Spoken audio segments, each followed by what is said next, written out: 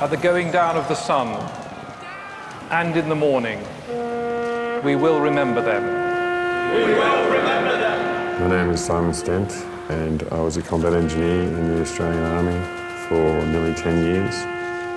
All I ever wanted to be was a soldier.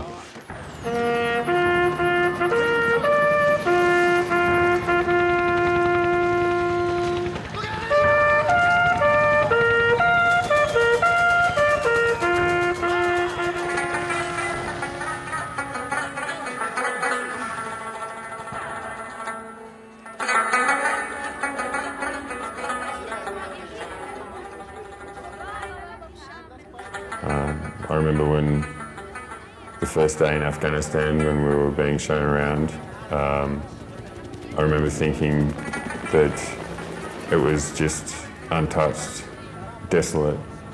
The landscape was sort of untouched. There was no pollution or noise from the city or anything like that. The first contact that we had with the enemy or insurgency happened when we were doing a deliberate clearance operation. The lead protective mobility vehicle struck an IED.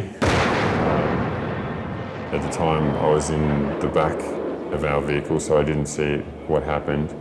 I remember hearing a massive detonation, which was compounded by the fact that we were in a valley, so it made it sound even louder.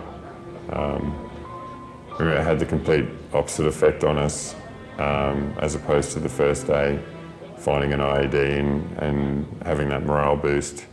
All of a sudden it became like, this shit is real. The most traumatic event that, another day that I'll never forget, we'd just finished a cordon and search operation, which had been very successful.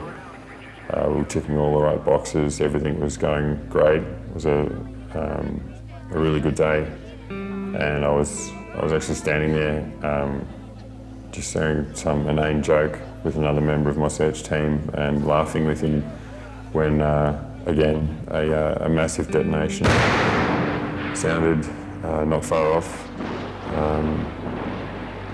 We immediately took cover. I remember debris raining down. I remember hearing things hitting my helmet. And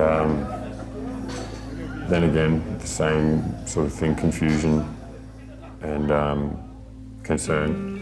The risks involved with being a combat engineer and doing the search operations in Afghanistan, well, death being the most obvious one. And I suffered a nearly crippling spinal injury while I was in Afghanistan. Ended up having to medically discharge from the military towards the end of 2014. Readjusting back into civilian life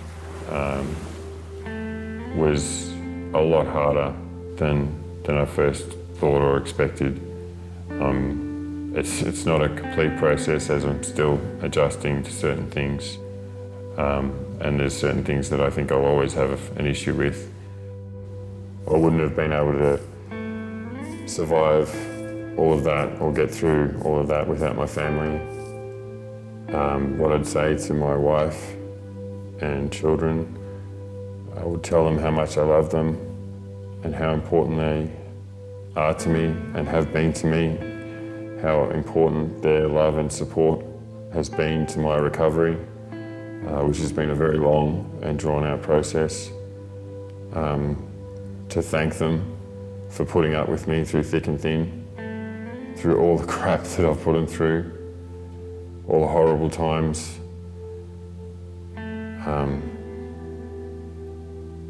Thank them for the good times, because there's been a lot of those as well.